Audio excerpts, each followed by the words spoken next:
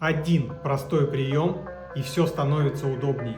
Знаешь, что бардачок у пассажира – это не просто ящик, а полноценный автомобильный холодильник. Но 9 из 10 водителей об этом даже не догадываются. Смотри, как его включить. Включаем кондиционер, ставим температуру на минимум, открываем бардачок. Сверху почти незаметно есть маленький переключатель. Поворачиваем его вправо, на значок снежинки. Готово.